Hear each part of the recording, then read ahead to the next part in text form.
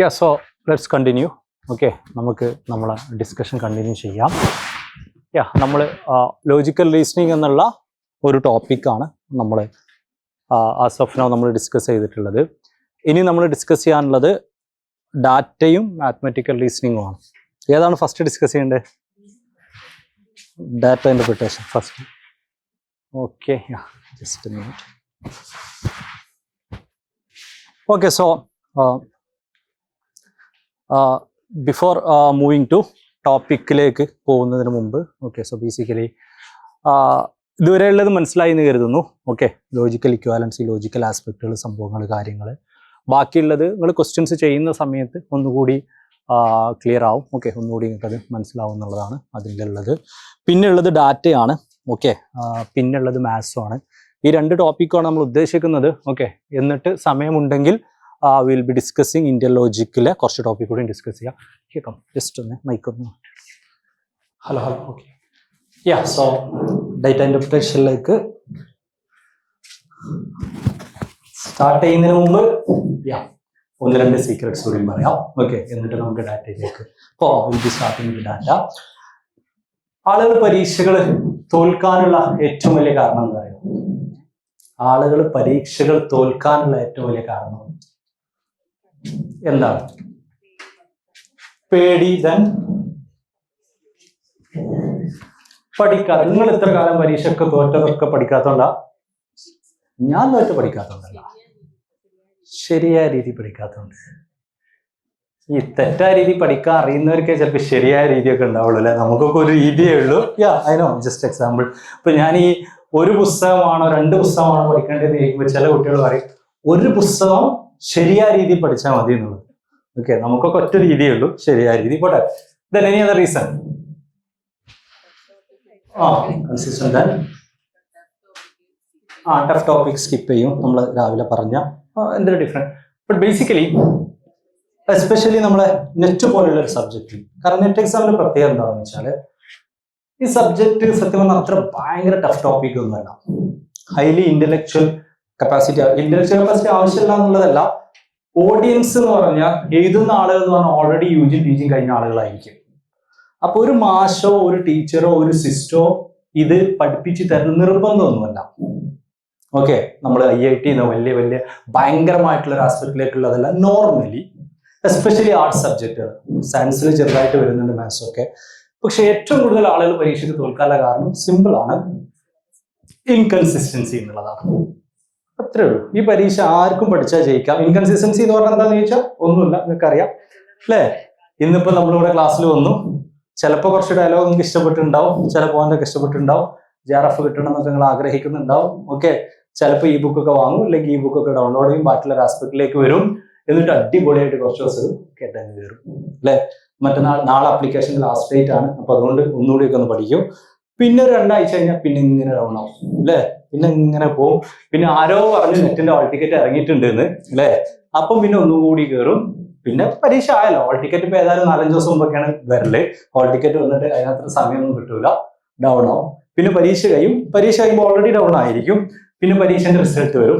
Okay, പരീക്ഷന്റെ result വരുമ്പോ കോളേജിലെ WhatsApp ഗ്രൂപ്പിൽ നിങ്ങൾ അത്രയും പഠിക്കില്ല നിങ്ങൾ കരുതി ആ കുട്ടിക്ക് JRF കിട്ടിയിട്ടുണ്ടാവും, അല്ലെങ്കിൽ നെറ്റ് കിട്ടിയിട്ടുണ്ടാവും, പോസ്റ്റർ ഉണ്ടാവും, കുറെ കൺഗ്രാജുലേഷൻ ഉണ്ടാവും, അടിപൊളി ആസ്പെക്ടുകൾ ഉണ്ടാവും. നമ്മൾ വലിയ ഇഷ്ടമല്ലെങ്കിലും നമ്മളും ചിലപ്പോൾ സ്റ്റാറ്റസ് ഒക്കെ കിട്ടും, കൺഗ്രാജുലേഷൻസ് ഡിയർ എന്നൊക്കെ പറഞ്ഞിട്ട് അല്ലെ, റിയലി പ്രൗഡ് ഓഫ് യു എന്നൊക്കെ പറഞ്ഞിട്ട്. നേരിട്ട് പറഞ്ഞിട്ടുണ്ടാവണമെന്നൊന്നുമില്ല, പക്ഷെ സ്റ്റാറ്റസിലൊക്കെ പറയും. പിന്നെയും പ്രത്യേകിച്ച് മോട്ടിവേഷൻ നന്നായിട്ട് കൂടും. ഓക്കെ, മോട്ടിവേഷൻ നന്നായിട്ട് കൂടും. പിന്നെ ഈ റിസൾട്ടൊക്കെ ചൂടൊക്കെ കഴിഞ്ഞ് ആദരവ് കഴിഞ്ഞ് പിന്നെ അതും ഡൗൺ ആവും. പിന്നെ ചിലപ്പോൾ ഇവരെ വർക്ക്ഷോപ്പ് നടത്തും, ചിലപ്പോൾ നടത്തൂല, ചിലപ്പം അടുത്തൊരു സിലബസ് വരും. ഈ ഒരു ഇൻകൺസിസ്റ്റൻസി ആണ് സത്യം പറഞ്ഞാൽ ഏറ്റവും കൂടുതൽ ആളുകൾ ഈ പരീക്ഷ പരാജയപ്പെടാനുള്ള റീസൺ എന്ന് പറയുന്നത്. ഈ ഒരു ഇൻകൺസിസ്റ്റൻസിയാണ്. അപ്പൊ ഇത് ഓവർകം ചെയ്യാവുന്നത് വളരെ ക്രൂഷ്യലാണ്. ഓക്കെ, അപ്പൊ എങ്ങനെ ഇൻകൺസിസ്റ്റൻസി ഓവർകം ചെയ്യാൻ പറ്റുക? എങ്ങനെ ഇൻകൺസിസ്റ്റൻസി ഓവർകം ചെയ്യാൻ പറ്റുക? കൺസിസ്റ്റന്റ് ആയിട്ട് പഠിക്കുക അല്ലെ. ബേസിക്കലി ഇൻകൺസിസ്റ്റൻസി എങ്ങനെ ഓവർകം ചെയ്യാൻ പറ്റുക എന്ന് ചോദിച്ചാൽ, കൺസിസ്റ്റന്റ് ആയിട്ട് പഠിക്കുക എന്നുള്ളത് അത്ര ഈസി ആയിട്ടുള്ള ഒരു കാര്യമൊന്നുമല്ല. ആണെങ്കിൽ നമ്മൾ എന്നോ കൺസിസ്റ്റന്റ് ആയിട്ട് പഠിക്കുമായിരുന്നു അല്ലെ. നമുക്ക് എല്ലാവർക്കും അറിയാം കൺസിസ്റ്റന്റ് ആയിട്ട് പഠിക്കണം എന്നുള്ളത് അല്ലെ. പക്ഷെ എന്നിട്ട് നമുക്ക് കൺസിസ്റ്റന്റ് ആയിട്ട് പഠിക്കാൻ പറ്റുന്നില്ല. അതിന്റെ റീസൺ എന്താണെന്ന് വെച്ചാൽ, ഏറ്റവും പ്രധാനപ്പെട്ട റീസൺ നമുക്ക് സ്ട്രോങ് ആയിട്ടുള്ള റീസൺ ഇല്ല എന്നുള്ളതാണ് എന്ത് നെറ്റ് കിട്ടുന്നതിന്. വളരെ സിമ്പിളായിട്ട് ഞാൻ ചോദിക്കട്ടെ, നിങ്ങൾ ഇപ്രാവശ്യം നെറ്റ് പഠിച്ചു, നിങ്ങൾക്ക് നെറ്റ് കിട്ടി, ഓക്കെ, നിങ്ങൾക്ക് JRF കിട്ടി, JRF നെറ്റ് കിട്ടി, നിങ്ങൾ ആഗ്രഹിക്കുന്ന പോലെ നിങ്ങൾക്ക് ഒരു അടിപൊളി ജോലി കിട്ടും, നിങ്ങൾക്ക് കോൺഫിഡൻസ് ഉണ്ടോ? ഓക്കെ, നിങ്ങൾ വിശ്വസിക്കുന്നുണ്ടോ? കുറച്ച് ആൾക്കാർ യെസ് ഉണ്ട്, കുറച്ച് ആൾക്കാർ നോ ഉണ്ട്. പക്ഷെ മാർക്കറ്റിൽ എന്താ സിറ്റുവേഷൻ നമുക്ക് എല്ലാവർക്കും അറിയാം. Okay, it's not about only about the hope, it's about the situation also. Basically ഇപ്പൊ നെറ്റ് കിട്ടിയാൽ ജോലി കിട്ടണം എന്ന് നിർബന്ധമൊന്നുമില്ല. ഓക്കെ, നിർബന്ധമൊന്നുമില്ല. ഈവൻ ദോ ഇറ്റ്സ് നിങ്ങളുടെ സബ്ജക്റ്റിൽ ഈ രാജ്യത്തെ ഏറ്റവും വലിയ ക്വാളിഫിക്കേഷൻ ആണെങ്കിൽ പോലും നിങ്ങൾക്ക് ജോലി കിട്ടണമെന്ന് നിർബന്ധമില്ല. ഇപ്പൊ ലേറ്റസ്റ്റ് ആയിട്ട് കാലിക്കറ്റ് യൂണിവേഴ്സിറ്റി ഒക്കെ അല്ലെ സെൽഫ് ഫൈനാൻസിങ് കോളേജുകളിലൊക്കെ നെറ്റുകാർ നിർബന്ധമാക്കിയിട്ടുണ്ട്. ഓക്കെ, ഏകദേശം 10,000-15,000 ടീച്ചേഴ്സിന് വേണമെന്നൊക്കെ പറയുന്നുണ്ട്. സെൽഫ് ഫൈനാൻസിങ് കോളേജുകളിൽ നെറ്റ് ഇല്ലാത്ത ടീച്ചേഴ്സിന്റെ ലിസ്റ്റ് ചോദിച്ചിട്ടുണ്ട്, അത് ഒഴിവാക്കണം എന്ന് പറയുന്നുണ്ട്. മേ ബി അത് കാലിക്കറ്റ് യൂണിവേഴ്സിറ്റിയിലെ സെൽഫ് ഫൈനാൻസിങ് കോളേജുകൾ മാത്രം. അതിൻ്റെതായ ഇമ്പാക്റ്റുകൾ ഉണ്ടാവും. ഓക്കെ, അതിനുണ്ടാവുന്ന ഏറ്റവും വലിയ ഇമ്പാക്ട് എന്തായിരിക്കും അറിയാം? അതിനുണ്ടാവുന്ന ഏറ്റവും വലിയ ഇമ്പാക്ട് എന്തായിരിക്കും എന്ന് ചോദിച്ചാൽ, ഈ കോളേജ് ടീച്ചർമാർക്ക് കിട്ടുന്ന ഈ മേഖല വളരെ ചെറിയ സാലറിയിൽ നല്ലൊരു മാറ്റം വരും എന്നാണ് പ്രതീക്ഷിക്കുന്നത്. കാരണം എന്തുകൊണ്ടാണ് ഇത്ര കുറഞ്ഞ സാലറി ഉണ്ടാവുന്ന അറിയോ? മാർക്കറ്റിൽ അത്ര സപ്ലൈ ഇല്ലതുകൊണ്ടാണ്. കോമേഴ്സ് സ്റ്റുഡൻറ്റ് PG കഴിഞ്ഞ അത്ര കുട്ടികളുണ്ട്, PG കഴിഞ്ഞ കുട്ടികൾക്കൊക്കെ കോളേജ് ടീച്ചറാവാം. അപ്പം ഞങ്ങൾ തരുന്ന പൈസക്ക് നിങ്ങൾ ജോലി ചെയ്യുകയാണെങ്കിൽ തരാമെന്ന് പറയുമ്പോൾ അതിന് റെഡിയായ ആളുകൾ ഉണ്ടാവും. നാട്ടിൽ വലിയൊരു അൺഎംപ്ലോയ്മെന്റ് ക്രൈസിസ് ആണ് നടക്കുന്നത്. പക്ഷെ നെറ്റ് കിട്ടിയ ആളുകൾ കമ്പാരിറ്റീവ്ലി കുറവായതുകൊണ്ട് കാലിക്കറ്റ് യൂണിവേഴ്സിറ്റി കീഴിലുള്ള ഇനീഷ്യലി കോളേജുകളിലെങ്കിലും ടീച്ചേഴ്സിന്റെ സാലറിയിൽ നല്ലൊരു ഇമ്പ്രൂവ്മെന്റ് പ്രതീക്ഷിക്കുന്നുണ്ട്. ഇതിന്റെ ഒരു ഇംപ്ലിമെന്റേഷൻ ആസ്പെക്റ്റിലേക്ക് പോട്ടെ, ഞാനത് സിറ്റുവേഷനിൽ പറഞ്ഞതേ ഉള്ളൂ. അപ്പം ജോലി കിട്ടുമെന്ന് ചോദിച്ചാൽ ജോലി കിട്ടില്ല എന്നുള്ളൊരു ടേക്കാണ് നമുക്കുള്ളത്. ബേസിക്കലി ഒരു പരിധി വരെ അതിലൊരു ഫാക്ട് ഉണ്ട്. അപ്പൊ പിന്നെ എന്തിനാ നെറ്റ് പഠിക്കുന്നതെന്ന് ചോദിച്ചാൽ, ഒന്ന് സങ്കോസ്റ്റാണ്, അല്ലെങ്കിൽ കാലങ്ങളായിട്ട് കേരളത്തിൽ, ഇന്ത്യയിൽ അറിയില്ല, നടന്നുകൊണ്ടിരിക്കുന്ന ഒരു ആചാരമാണ് PG പഠിക്കുന്ന കുട്ടികൾ ഓരോ 6 മാസം കൂടുമ്പോൾ നെറ്റ് എഴുതിക്കൊണ്ടിരിക്കുക എന്നുള്ളത് അല്ലേ? പഞ്ചവത്സര പദ്ധതിയൊക്കെ പോലെ എല്ലാ ജൂൺ, എല്ലാ ഡിസംബർ, എല്ലാ ജൂൺ, എല്ലാ ഡിസംബർ ഇതിങ്ങനെ എഴുതിക്കൊണ്ടിരിക്കുക എന്നുള്ളത് ഓൾമോസ്റ്റ് എല്ലാ PG സ്റ്റുഡൻസ് ചെയ്തുകൊണ്ടിരിക്കുന്ന ഒരു കാര്യമാണ് എന്നുള്ളതാണ് സത്യം. ഓക്കെ, അപ്പം ആദ്യം ഇതിൽ മനസ്സിലാക്കേണ്ട ഒരു കേസ്, നമ്മൾ വളരെ അൺറിയലിസ്റ്റിക് ആയിട്ട് നമ്മൾ പറയാണ് ഏതായാലും നമുക്ക് നെറ്റ് കിട്ടിയ ജോലി കിട്ടും എന്ന് വിശ്വസിച്ചിട്ടും കാര്യമില്ല. മറിച്ച് ഇവിടെ ബേസിക്കലി മനസ്സിലാക്കേണ്ട ഒരു കേസ് എന്താണെന്ന് ചോദിച്ചാൽ, എന്നോട് എയ്ഫറിലൊക്കെ ചില എംപ്ലോയീസ് ഒക്കെ ചോദിക്കാറുണ്ട് മുമ്പൊക്കെ, എൻ്റെ പണി പോകുമെന്ന് ചോദിക്കും. അപ്പോൾ ഇത് ചോദിക്കാനുള്ള കാരണം എന്താണെന്ന് ചോദിച്ചാൽ, ലക്ഷക്കണക്കിന് കോടി ലാഭമുള്ള ഗൂഗിളും മൈക്രോസോഫ്റ്റും വരെ പണിക്കാരെ പണിയിൽ പിരിച്ചുവിടുന്നുണ്ട്. പിന്നെ അത്ര കോടിയൊന്നും ഏതായാലും ലാഭമല്ല എന്ന് ഉറപ്പുള്ള എയ്ഫർ പിരിച്ചുവിടും എന്നുള്ളത് ഒരു ലോജിക്കലി കറക്റ്റ് കൺക്ലൂഷനാണ്. അപ്പം നമ്മളൊക്കെ ഇന്ന് നേരിടുന്ന ഏറ്റവും വലിയ പ്രശ്നമാണ് എംപ്ലോയ്മെന്റ് ക്രൈസിസ്. അപ്പൊ ഞാൻ അവരോട് പറയുന്ന ഒരു ആൻസർ ഉണ്ട്, അതന്നെയാണ് എനിക്ക് നിങ്ങളോട് പറയാനുള്ളത്. അതായത് ബേസിക്കലി ഇത്രയേ ഉള്ളൂ.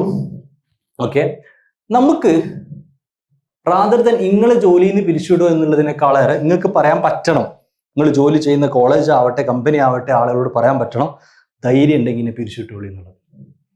ഓക്കെ, ധൈര്യം ഉണ്ടെങ്കിൽ പിരിച്ചുവിട്ടോളൂ. നിങ്ങൾ ഇങ്ങനെ ആലോചിച്ചാൽ മതി, നിങ്ങളൊരു കമ്പനി തുടങ്ങി, നിങ്ങളാണ് കമ്പനിയുടെ CEO, നിങ്ങളാണ് കമ്പനിയുടെ മുതലാളി. ഓക്കെ, കമ്പനിയുടെ മുതലാളി, നിങ്ങളെ കമ്പനിയിലേക്ക് ആളുകളെ ജോലിക്ക് എടുക്കാനുള്ള ഒരു ഇന്റർവ്യൂ നിങ്ങൾ നടത്തുകയാണ്. ആ ഇന്റർവ്യൂവിൽ നിങ്ങൾക്ക് ജോലി എടുക്കുമെന്ന് ആലോചിച്ചാൽ മതി. ഓക്കെ, നിങ്ങൾ നടക്കുന്ന ഒരു കമ്പനിയുടെ മുതലാളിയാണ്, നിങ്ങൾ വളരെ സീരിയസ് ആയിട്ട് നിങ്ങൾക്ക് ജോലി കൊടുക്കുമോ? സിമ്പിളായിട്ടൊന്ന് ആലോചിച്ചാൽ കൊടുക്കുമോ? നിങ്ങൾ പറയുന്നു വേണ്ട. ഓക്കെ, നിങ്ങൾ മനസ്സിലാലോചിച്ചാൽ മതി. ഈ ജോലി കിട്ടുമോ എന്ന് പേടി എപ്പോഴാണ് വരുന്നത് അറിയോ? ആരെങ്കിലുമൊക്കെ എനിക്ക് ജോലി തരുമോ, ആർക്കെങ്കിലും ജോലി തരാൻ മാത്രം എനിക്ക് വലിയ വിവരമുണ്ടോ, വലിയ ക്വാളിറ്റി ഉണ്ടോ, നമുക്ക് നല്ല ബോധ്യം ഉണ്ടല്ലോ. ഓക്കെ, എന്നെ പോലെയുള്ള കമ്പനിയുടെ CEOമാർക്ക് ആളുകളെ റിക്രൂട്ട് ചെയ്തിട്ട് കുറെ കഴിഞ്ഞിട്ട് ബോധം വരും. പക്ഷെ നമ്മളെ സംബന്ധിച്ച് നമുക്ക് അതേ ബോധമുണ്ട്, എനിക്ക് എത്രത്തോളം കഴിവുണ്ട്, കപ്പാസിറ്റി ഉണ്ട്. അപ്പൊ ആരാണ് എനിക്ക് ജോലി തരാൻ?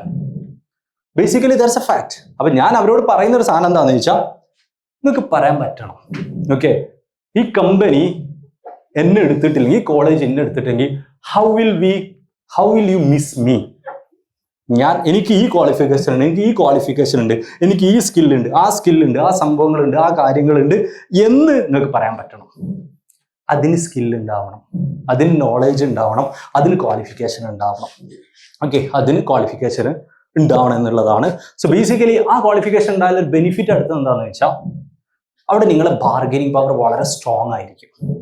നിങ്ങൾക്ക് ഇങ്ങനെ പറയാൻ പോലും പറ്റും, എനിക്ക് ഇത്ര ശമ്പളം വേണം എന്ന് പോലും നിങ്ങൾക്ക് പറയാൻ പറ്റും. ഓക്കെ, എനിക്ക് ഇന്ന കാര്യങ്ങൾ വേണമെന്ന് പോലും നിങ്ങൾക്ക് പറയാൻ പറ്റും ആ സ്കിൽ. അപ്പൊ ഞാൻ പറഞ്ഞെന്താന്ന് വെച്ചാൽ, അങ്ങനെ നിങ്ങൾ ഇറീപ്ലേസബിൾ ആവാൻ പോകുന്ന ഫ്യൂച്ചറിൽ, ഓക്കെ, നിങ്ങൾ ചെയ്യാൻ പോകുന്ന ജോലി എന്ന ഫ്യൂച്ചറിൽ നിങ്ങൾ ഉണ്ടാക്കാൻ പോകുന്ന ഒരുപാട് ക്വാളിഫിക്കേഷനും സ്കില്ലുകളിലും ഏറ്റവും ഇമ്പോർട്ടൻ്റ് ആയിട്ടുള്ള കാര്യങ്ങളിൽ ഒന്നാണ് നെറ്റ് എന്നുള്ളത്. ഒരേ ഒരു കാര്യമല്ല. നിങ്ങൾ നേരെ നമ്മൾ എന്താ പറയുക, ഇപ്പം നെറ്റ് കിട്ടിയവർക്കൊക്കെ ജോലി കിട്ടുന്നില്ല, ഹയർ എഡ്യൂക്കേഷനിൽ വലിയ പൊസിഷനിൽ എത്തുന്നില്ല. നിങ്ങൾ മറ്റേ 5C ഒന്ന് തല തിരിച്ച് ആലോചിച്ച് നോക്കുന്നു, അതൊന്ന് തല തിരിച്ച് ആലോചിച്ച് നോക്കൂ. ഓക്കെ, നെറ്റ് കിട്ടുന്നവർക്കൊന്നും കോളേജ് വലിയ പൊസിഷനിലൊന്നും എത്തുന്നില്ല. പക്ഷേ ഹയർ എഡ്യൂക്കേഷൻ സെക്ടറിൽ കോളേജ് വലിയ പൊസിഷനിൽ എത്തിയവരൊക്കെ നെറ്റ് കിട്ടിയവരാണ്. ഓക്കെ, ഗീം be somebody who has reach a higher position in a college പോലും നെറ്റ് കിട്ടിയവരാണ്. ഓക്കെ, അപ്പൊ നമുക്ക് അത് കിട്ടണമെങ്കിൽ നെറ്റ് നിർബന്ധം. NET is a minimum qualification towards the goal.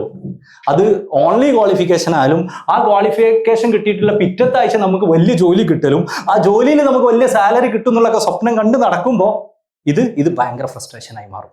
ഞാൻ പറഞ്ഞതെന്ന് വെച്ചാൽ, ഒരുപാട് സ്കില്ലുകൾ ഉണ്ടാക്കുക, ഒരുപാട് ക്വാളിഫിക്കേഷൻസ് ഉണ്ടാക്കുക. ആ ക്വാളിഫിക്കേഷന്റെ ആസ്പെക്റ്റിലേക്ക് നിങ്ങൾ ഉണ്ടാക്കുന്ന നിങ്ങളെ ഒരുപാട് ക്വാളിഫിക്കേഷനിൽ അക്കാഡമിക് ക്വാളിഫിക്കേഷനിൽ ഒരു സിഗ്നിഫിക്കൻറ്റ് ആസ്പെക്റ്റാണ് നിങ്ങൾ കാണാം. കേരളം പോലെയുള്ള സ്റ്റേറ്റുകളിൽ പ്രൈവറ്റ് യൂണിവേഴ്സിറ്റി വരാൻ പോവാണ്. ഓക്കെ, പലരും ഇവിടെ തന്നെ കാലിക്കറ്റ് തന്നെ കുറെ പ്രൈവറ്റ് യൂണിവേഴ്സിറ്റികൾ പ്രഖ്യാപിക്കപ്പെട്ടിട്ടുണ്ട്. പ്രൈവറ്റ് യൂണിവേഴ്സിറ്റികൾക്ക് ഒരു പ്രത്യേകത ഉണ്ട്, UGC സ്കെയിലിൽ സാലറി കൊടുക്കണം എന്നുള്ളതാണ്. സെൽഫ് ഫൈനാൻസിങ് കോളേജിൽ കൊടുക്കുന്ന സാലറി പോലെ കൊടുക്കാൻ പറ്റില്ല. UGC സ്കെയിൽ നോർമലി അറൌണ്ട് 1 lakhലൊക്കെയാണ് പലതും സ്റ്റാർട്ട് ചെയ്യുന്നത്. ആ സാലറി കൊടുക്കണം എന്നുള്ളതാണ്. കേരളത്തിൽ ഒരുപാട് ഓപ്പർച്യൂണിറ്റീസ് വരാൻ പോവുകയാണ്. അപ്പോൾ നിങ്ങൾ നെറ്റ് ഹോൾഡർ ആവണം. നെറ്റ് ഹോൾഡർ മാത്രം ആവരുത്, പറ്റുമെങ്കിൽ ഒരു JRF ഹോൾഡറും ആവാം. ഓക്കെ, നിങ്ങൾക്ക് നിങ്ങളുടെ മേഖലയിൽ ഉണ്ടാകുന്ന കുഴപ്പം ഞാൻ ഒന്ന് പറഞ്ഞതെന്ന് വെച്ചാൽ, സ്റ്റാർട്ടിംഗ് പോയിന്റിലേക്ക് തന്നെ പോവാണ്. എന്തുകൊണ്ടാണ് ആളുകൾ ഇൻകൺസിസ്റ്റന്റ് ആണെന്ന് ചോദിച്ചാൽ, ഒരു പവർഫുൾ റീസൺ ഇല്ലാത്തതുകൊണ്ടാണ്. എന്തിനാ എനിക്ക് നെറ്റ് കിട്ടുന്നതെന്ന് ചോദിച്ചാൽ തന്നെ ചിലപ്പോൾ പ്രശ്നമായിരിക്കും. ഞാൻ പറഞ്ഞത് ചോദിക്കുന്നില്ല. ഓക്കെ, കോളേജ് ടീച്ചർ ആവാന്നൊക്കെ പറയും. ഓക്കെ, എല്ലാവരും അതൊക്കെ പറയും. ശരിക്കും നിങ്ങൾക്ക് ആവണമെന്ന് ബോധ്യം ഉണ്ടോ, ഇനി ആവാല്ല നോളേജ് ഉണ്ടോ, കപ്പാസിറ്റി ഉണ്ടോ, സിറ്റുവേഷൻ ഉണ്ടോ എന്നുള്ളത് നിങ്ങൾക്ക് തന്നെ അറിയാം. അപ്പം ഇഫ് പോസിബിൾ പറ്റാവുന്ന അത്ര റീസണുകൾ ഉണ്ടാക്കിക്കൊണ്ടേയിരിക്കുക. മനുഷ്യന്മാരെ പ്രത്യേകം എന്താ വെച്ചാൽ, മനുഷ്യന്മാർക്ക് ഒരു 1-2 സിംഗിൾ റീസണിൽ മനുഷ്യന്മാർ വർക്കൗട്ട് ചെയ്യില്ല. 2 ലോജിക്കൽ റീസണിൽ മനുഷ്യന്മാർ വർക്കൗട്ട് ആവില്ല ഒരു പരിധിക്കപ്പുറം. ഞാൻ നന്നായിട്ട് പഠിച്ചാലേ എനിക്ക് പരീക്ഷ ജയിക്കുള്ളൂ, അങ്ങനെ നന്നായിട്ട് പഠിച്ച് പരീക്ഷ ജയിച്ചാലേ എൻ്റെ ഭാവി കരിയർ സെറ്റ് ആവുള്ളൂ എന്നറിയാത്ത ആരെങ്കിലും ഇവിടെ ഉണ്ടോ? ഇല്ല. എന്നിട്ട് ഇവിടെ ആരെങ്കിലും നന്നായിട്ട് പഠിക്കുന്നുണ്ടോ? ഓക്കെ, ഉണ്ടെങ്കിൽ അപൂർവം ആളുകൾ പഠിക്കുന്നുണ്ട്. എല്ലാവരും അങ്ങനെ ഒന്നല്ല ഞാൻ പറയുന്നത്, ജനറൽ ഒരു പോപ്പുലേഷൻ എന്നുള്ള ആസ്പെക്റ്റിൽ ഞാൻ പറയുന്ന ഒരു സാധനമാണ്. അതെന്തുകൊണ്ടാന്ന് ചോദിച്ചാൽ, നന്നായിട്ട് പഠിക്കുക, നന്നായിട്ട് പഠിച്ചാൽ നല്ല പരീക്ഷയ്ക്ക് ജയിച്ചാൽ നല്ല ജോലി കിട്ടുക എന്നുള്ളത് it's A logical reason. Okay, ഇതൊരു ലോജിക്കൽ റീസൺ ആണ്. ലോജിക്കൽ റീസൺ വെച്ചിട്ട് മനുഷ്യന് കുറെ കാലം വർക്കൗട്ട് ചെയ്യാൻ പറ്റില്ല. മനുഷ്യന് may need emotional reason. Emotional reason എന്ന് പറഞ്ഞാൽ, ഞാൻ എപ്പോഴും ഫ്രണ്ട്സിനോടൊക്കെ പറയാറുണ്ട്, നിങ്ങളെ ഡയറി എടുത്തിട്ട് if notes what ever Google task what ever എടുത്തിട്ട് എന്തിന് നിങ്ങൾക്ക് നെറ്റ് കിട്ടണമെന്ന് നിങ്ങൾ എഴുതി വെക്കണം. ഇഫ് പോസിബിൾ അത് പറ്റാവുന്നത്ര ഇമോഷണൽ ആക്കണം. നിങ്ങൾ മാത്രം കണ്ടാൽ മതിയല്ലോ. ഇമോഷൻ എന്ന് പറയുമ്പോൾ നമ്മൾ പറഞ്ഞ പോലെ ബേസിക്കലി കോളേജ് ടീച്ചർ ആവാന്നൊക്കെ വെറുതെ എഴുതി വെച്ചോളി. അതൊന്നുമല്ല ഇതിന്റെ മെയിൻ സംഭവങ്ങൾ എന്നുള്ളത് നമുക്കറിയാം. ഇതാണ് മെയിൻ സംഭവം എന്ന് പറഞ്ഞാൽ കോളേജ് ടീച്ചർ ആവാന്നുള്ളത് പറയേണ്ടി വരും. ഇപ്പൊ നിങ്ങൾക്ക് പറയാൻ പറ്റും, എനിക്ക് JRF കിട്ടണം. ഓക്കെ, എനിക്ക് JRF കിട്ടിയിട്ട് എൻ്റെ പ്രിയപ്പെട്ടവരെ സന്തോഷിപ്പിക്കണം, എൻ്റെ പാരൻസിനെ സന്തോഷിപ്പിക്കണം, എൻ്റെ പാർട്ട്ണറെ സന്തോഷിപ്പിക്കണം, എൻ്റെ ടീച്ചേഴ്സിനെ സന്തോഷിപ്പിക്കണം. എനിക്ക് JRF കിട്ടിയിട്ട് എൻ്റെ JRF കിട്ടിയ പോസ്റ്റ് എൻ്റെ കോളേജ് ഗ്രൂപ്പിൽ ഇട്ടിട്ട് എൻ്റെ ആ ശത്രു ഷെയർ ചെയ്തിട്ട് കൺഗ്രാജുലേഷൻ ഡിയർ എന്ന് നേരത്തെ പറഞ്ഞ പോലെ എന്നെക്കുറിച്ച് പറയുന്നത് എനിക്ക് സ്ക്രീൻഷോട്ട് എടുത്ത് വെക്കണം. ഓക്കെ, ഞാൻ അവരോട് പ്രത്യേകിച്ചൊന്നും പറയാൻ പോകുന്നില്ല. താങ്ക് യു എന്ന് നിങ്ങൾ അപ്പോൾ പറയുള്ളൂ. പകരം വീട്ടേണ്ട ആവശ്യമൊന്നുമില്ല. ജയിക്കുന്നവർ ജയിച്ചുകൊണ്ടേ ഇരിക്കുക. കളിയാക്കിയവരോട് പകരം വീട്ടുക എന്നുള്ള സംഭവമൊന്നുമില്ല കേട്ടോ. നമ്മൾ മുന്നോട്ട് ഇങ്ങനെ പോയിക്കൊണ്ടേ ഇരിക്കുക എന്നുള്ളതേ ഉള്ളൂ. അതെനിക്ക് പറയണം. ഓക്കെ, എനിക്ക് യാത്ര പോകണം. ഓക്കെ, എനിക്ക് എന്താണ് നിങ്ങൾക്ക് ഇഷ്ടമുള്ളത്? ഞാനൊക്കെ എഴുതിയ ഒരു സാധനം എന്താ വെച്ചാൽ, എനിക്ക് യാത്ര പോകണം, എനിക്ക് ദുബായിൽ പോയിട്ട് സ്കൈ ഡൈവ് ചെയ്യണം. ഓക്കെ, ആദ്യം JRF കിട്ടിയതിന് ശേഷം ഞാൻ അതാണ് ചെയ്തത്. ഓക്കെ, എനിക്ക് ബില്ലിനെ പേടിക്കാതെ ഭക്ഷണം കഴിക്കണം, അല്ലേ? എനിക്ക് പ്രിയപ്പെട്ടവരെ ഇതാക്കണം. There will be a lot of try to write as much emotional reason as possible that works with human. Okay, അതിങ്ങനെ കുറെ എഴുതി വെക്കുമ്പോഴുള്ള സുഖം എന്താണെന്ന് വെച്ചാൽ, പാരൻസിനോടുള്ള ഇഷ്ടം കുറച്ചേരൊക്കെ മോട്ടിവേറ്റ് ആവും. പിന്നെ കുറച്ചു നേരം ചിലപ്പോൾ പാട്ടിനോടുള്ള ഇഷ്ടം മോട്ടിവേറ്റ് ചെയ്യും. പിന്നെ ചിലപ്പോൾ കുറച്ചു നേരം ചിലപ്പോൾ നമ്മൾ ബൊളീവിയയിലെ സാൻഡ്വീൽസിൽ പോയിട്ട് ടൂറിൽ പോകുന്നത് ചിലപ്പോൾ മോട്ടിവേറ്റഡ് ആവും. പിന്നെ ചില സമയത്ത് പിന്നെ ചില ആളുകളോടുള്ള സംഭവങ്ങൾ നടക്കും. പിന്നെ ചില നേരത്ത് നമ്മൾ പഠിച്ച് നന്നായോ എന്ന് ആത്മാർത്ഥമായിട്ടുള്ള ആഗ്രഹിക്കുന്ന ചില നാട്ടുകാരോടുള്ള ഉത്തരങ്ങൾ ചിലപ്പം ചില സന്തോഷമാവും. ചില നേരത്ത് പിന്നെ ചില ഫാമിലിയോട്, അതായത് പല സമയത്ത് മനുഷ്യനെ മോട്ടിവേറ്റ് ചെയ്യപ്പെടുക പല കാര്യങ്ങളും. ഓക്കെ, പല കാര്യങ്ങളാണ്. ഒരു സിംഗിൾ റീസൺ വെച്ചിട്ട് ഒരാൾക്ക് മോട്ടിവേറ്റഡ് ആവാൻ ഇറ്റ്സ് നിയർലി ഇമ്പോസിബിൾ. അപ്പൊ അതുകൊണ്ട് നിങ്ങൾക്ക് കൺസിസ്റ്റന്റ് ആവാനുള്ള റീസണുകൾ നിങ്ങൾ ഉണ്ടാക്കുക. നിങ്ങൾക്ക് കൺസിസ്റ്റന്റ് ആവാനുള്ള റീസണുകൾ നിങ്ങൾക്ക് ഉണ്ടാക്കുക. അത് പലതും ആവാം. പ്രാർത്ഥനകളാവാം, ചിലപ്പം പലപ്പോഴും ഗ്രൂപ്പുകളാവാം, ഓക്കെ, ഒരുമിച്ച് പഠിക്കുന്നതാവാം, ചിലർക്ക് ഇൻഡിവിജ്വലി പഠിക്കുന്നതാവാം. മേ ബി ഞാൻ ഒരു കോമൺ ആയിട്ടൊരു ആസ്പെക്റ്റിലേക്കൊന്നും പറയില്ല. ഓക്കെ, കോമൺ ആയിട്ടുള്ള ഒരു ആസ്പെക്റ്റിലേക്കൊന്നും ഞാൻ പറയുന്നില്ല. ബട്ട് നിങ്ങൾക്ക് സ്പെസിഫിക് ആയിട്ടുള്ള നിങ്ങളിൽ വർക്ക് ചെയ്യും നിങ്ങളൊരു ആസ്പെക്റ്റിലേക്ക് വരും. അപ്പൊ അതുകൊണ്ട് തന്നെ അതിൽ നിങ്ങൾ JRF കാണാം.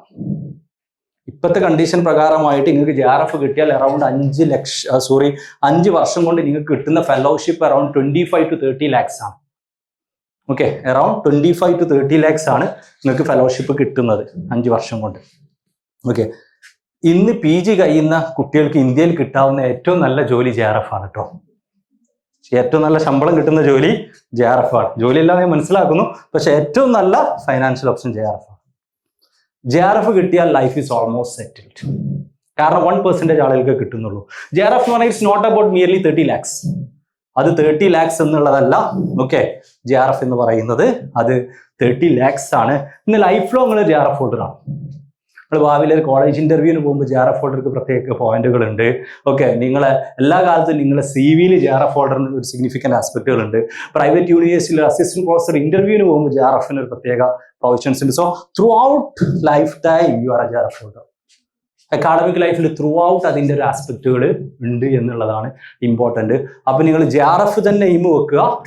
ഓക്കെ, JRF-ന് വേണ്ടത് ഞാൻ നേരത്തെ പറഞ്ഞു, നിങ്ങളുടെ സബ്ജക്റ്റിൽ ഇന്ത്യയിൽ ഏറ്റവും നന്നായിട്ട് പഠിക്കുന്ന 1% ഒരാൾ നിങ്ങളാവുക എന്നുള്ളത് വളരെ ഇമ്പോർട്ടൻ്റ് ആയിട്ടുള്ള ഒരു ആസ്പെക്റ്റ് ആണ്. ഓക്കെ, ഇനി ഒറ്റ കാര്യം കൂടി പറഞ്ഞിട്ട് ഞാൻ ഡേറ്റ ഇന്റർപ്രിട്ടേഷൻ ഷെയർ ചെയ്യാം. ഇന്ന് വർക്ക്ഷോപ്പ് നടത്തുന്നതിന് പിന്നിലുള്ള ഉദ്ദേശം എന്താ അറിയോ? പറയൂ, നിങ്ങളുടെ അഭിപ്രായത്തിൽ എന്താണ് ഉദ്ദേശം?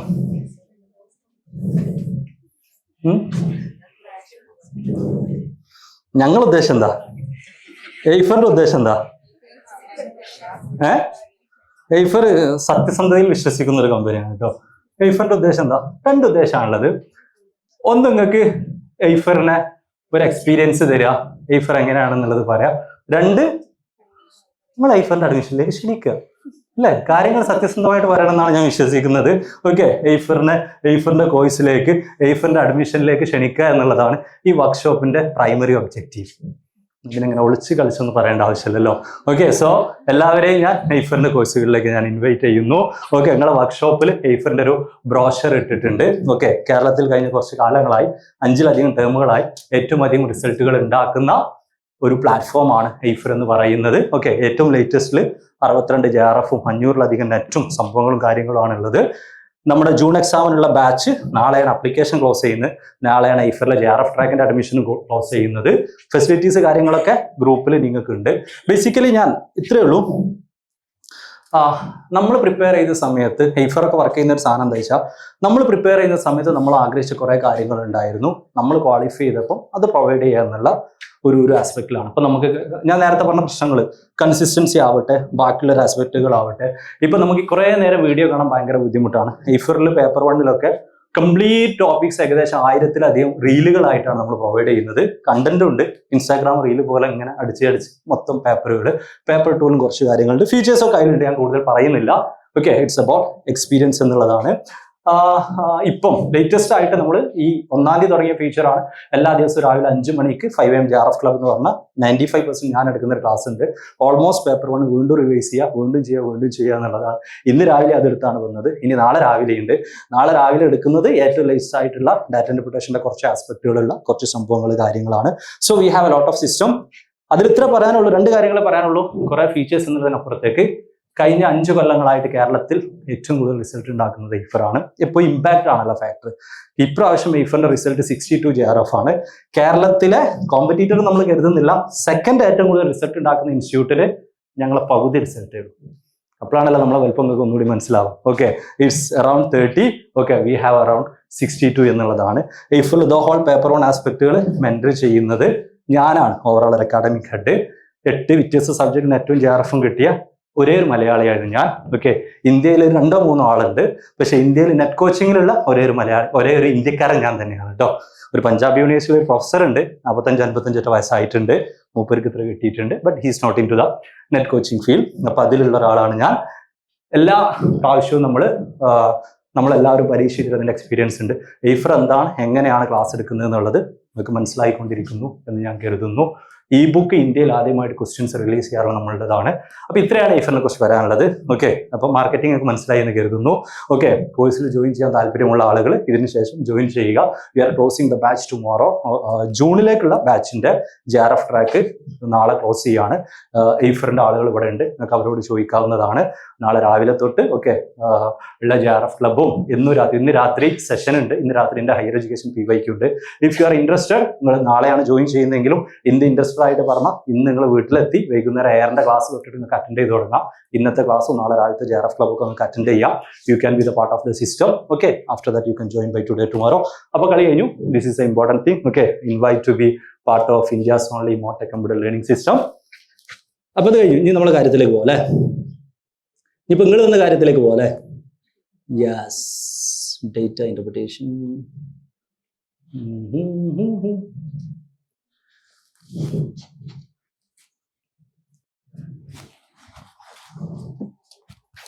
Okay, so we have data interpretation.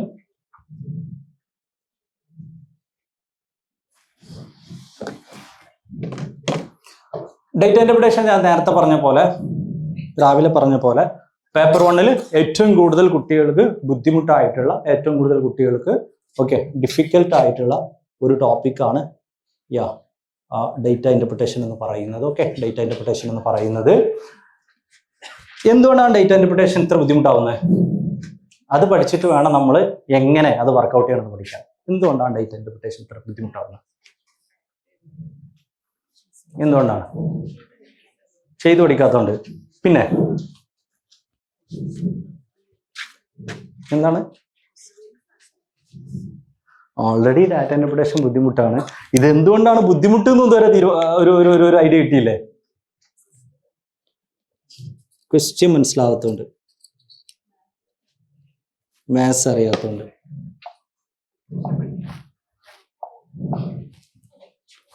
Okay, equation പഠിക്കാത്തതുകൊണ്ട്. ഡാറ്റ ഇന്റർപ്രിട്ടേഷൻ ടഫ് ആവാൻ ഒരുപാട് റീസൺസ് ഉണ്ട്. ഓക്കെ, അതിൽ ഏറ്റവും പ്രധാനപ്പെട്ട റീസൺ എന്താണെന്ന് ചോദിച്ചാൽ, കഴിഞ്ഞ കുറച്ച് കാലങ്ങളായിട്ട് ഡാറ്റ ഇന്റർപ്രിട്ടേഷനിൽ ഒരുപാട് കാൽക്കുലേഷൻസ് ചോദിക്കുന്നുണ്ട്. ഒരുപാട് കൂട്ടലുകളും കുറക്കലുകളും ഹരിക്കലുകളും ഗുണിക്കലുകളൊക്കെ ചോദിക്കുന്നുണ്ട് എന്നുള്ളത് ഡാറ്റ ഇന്റർപ്രിട്ടേഷന്റെ ഒരു ടഫ് ആവാനുള്ള ഒരു ഇമ്പോർട്ടൻറ്റ് റീസൺ ആണ്. ടഫ് ആവാനുള്ള ഒരു ഇമ്പോർട്ടൻറ്റ് റീസൺ ആണ്. ഇത് നമുക്ക് കണക്ക് കൂട്ടാനും ഗുണിക്കാനും അറിയാത്തതുകൊണ്ടല്ല, അല്ലേ? നമ്മുടെ ശീലം കാരണം നമ്മൾ അത് മറന്നു തുടങ്ങിയിട്ടുണ്ട്. ഇപ്പൊ സിമ്പിളായിട്ട് ആലോചിച്ചാൽ മതി. നിങ്ങളൊക്കെ ഓർത്തെടുത്തിട്ടുണ്ടോ എനിക്കറിയില്ല. ഞാനൊക്കെ സ്കൂളിൽ പഠിക്കുന്ന കാലത്ത് കുറെ ഫോൺ നമ്പർ എനിക്ക് കാണാതെ അറിയായിരുന്നു.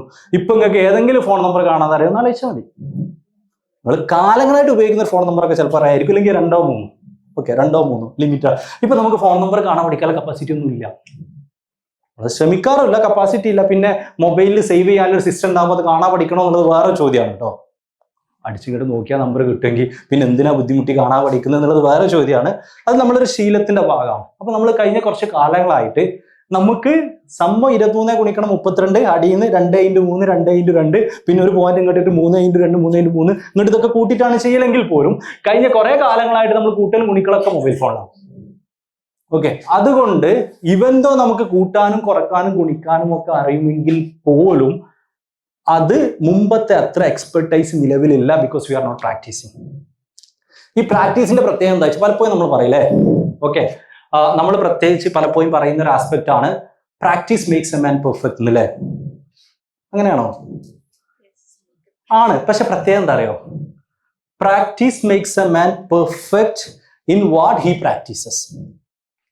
ഓക്കെ, ഒരാൾ മടിയനാവാനാണ് എന്നും പ്രാക്ടീസ് ചെയ്തുകൊണ്ടിരിക്കുന്നത്, he will be a perfect മടിയൻ. ഓക്കെ, ഒരാൾ വെറുതെ ഇരിക്കാനാണ് എന്നും പ്രാക്ടീസ് ചെയ്തുകൊണ്ടിരിക്കുന്നത്, he will be a perfect വെറുതെ ഇരിക്കൽ.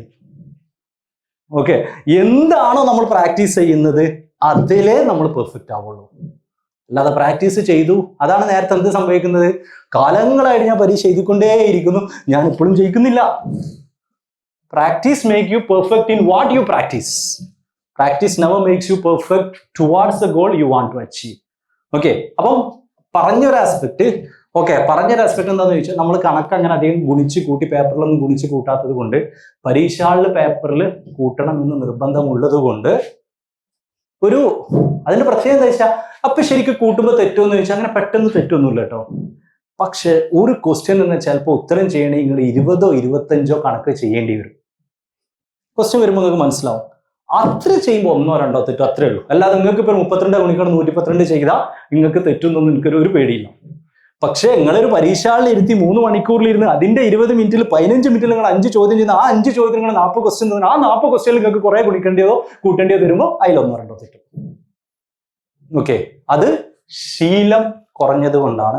അപ്പൊ അതുകൊണ്ട് നിങ്ങൾ പഠിച്ചുകൊണ്ടിരിക്കുമ്പോൾ കുറച്ചൊക്കെ പേപ്പർ എടുത്തിട്ട് കൂട്ടിയും വിളിച്ചും പഠിക്കുക എന്നല്ല, അഗെയിൻ പ്രാക്ടീസ് ചെയ്യുക.